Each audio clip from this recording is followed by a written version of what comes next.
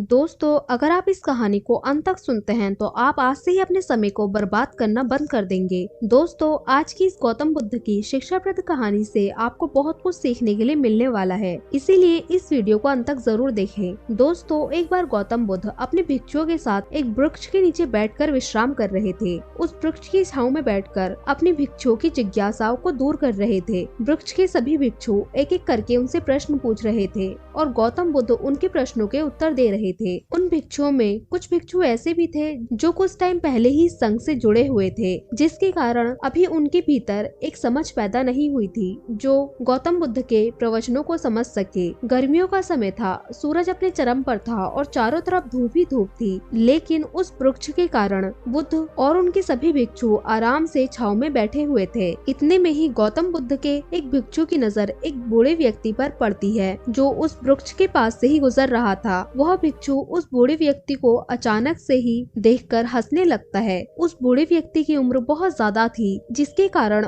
उसकी कमर मुड़ गई थी। उस बूढ़े व्यक्ति के हाथ में एक डंडा था, जिसका सहारा लेकर वो बूढ़ा व्यक्ति अपनी मंजिल तक पहुंचने का प्रयास कर रहा था। उस बूढ़े व्यक्ति का शरीर केवल हड्डियों का ढांचा मात्र था। अपने भिक्षुओं को हंसते हुए देख बुद्ध उनसे कहते हैं कि मेरे प्रिय भिक्षुओं, कृपा कर हंसो मत, क्योंकि जिस व्यक्ति को देखकर तुम अभी हंस रहे हो वो कोई साधारण व्यक्ति नहीं है, बल्कि वह व्यक्ति इसी क्षण तुम्हारे जीवन को रूपांतरित करने की क्षमता रखता है। जो आज तक मैं तुम्हें सिखा नहीं पाया, यह बूढ़ा व्यक्ति तुम्हें सिखा रहा है। इसके द्वारा दी गई शिक्षा को बेकार ना करो। बुद्ध की यह बात सुनकर वह भिक्षु बुद्ध से कहता है कि मुझे क्षमा करे बुद्ध, पर मुझे यह समझ नहीं आ रहा है कि जो एक बूढ़ा व्यक्ति जो खुद अपने शरीर और बीमारियों से लाचार है, वो मुझे क्या सिखा सकता है। फिर बुद्ध उस भिक्षु से कहते हैं कि यह बूढ़ा व्यक्ति तुम्हें तुम्हारा भविष्य दिखा रहा है। जिसे बुढ़ापे और लाचारी को तुम देखकर हंस रहे हो, वो बुढ़ापा और लाचारी तुम्हारे जीवन में भी आने वाली है। वह बूढ़ा व्यक्ति तुमसे कह रहा है कि अभी समय है, इस शरीर का अच्छे कर्म करने के लिए उपयोग करो, और अभी तुम्हारा यह शरीर सही से काम कर रहा है, जैसा कि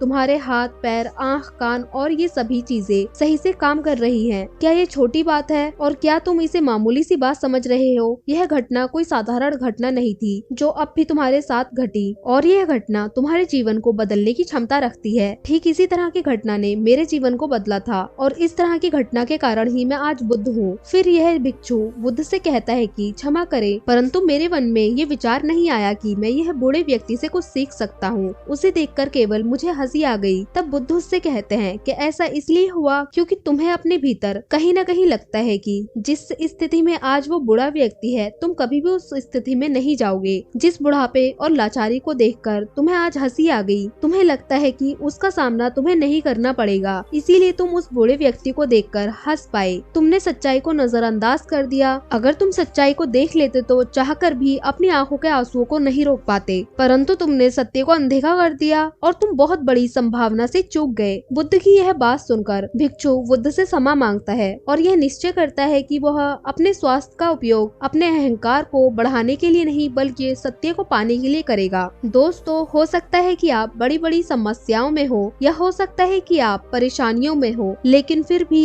एक बात को हमेशा ध्यान रखना कि जब तक आपका स्वास्थ्य ठीक है, तब तक आप किसी भी बड़ी से बड़ी समस्या से बाहर आ सकते हैं। दोस्तों, इसीलिए बुद्ध ने कहा है कि हमारा स्वास्थ्य हमारा सबसे बड़ा उपहार है जो हमें इस सृष्टि से मिला हुआ है, इसीलिए इसका उपयोग सही से करें। दोस्तों, आपको यह गौतम बुद्ध की शिक्षाप्रद कहानी कैसी लगी, कृपया हमें नीचे कमेंट करके जरूर बताएं, और आपको ये कहानी पसंद आई हो तो अपने दोस्तों के साथ भी इसे शेयर करें, और ऐसी ही गौतम बुद्ध की शिक्षाप्रद कहानी को सुनने के लिए जल्दी से इस चैनल को सब्सक्राइब कर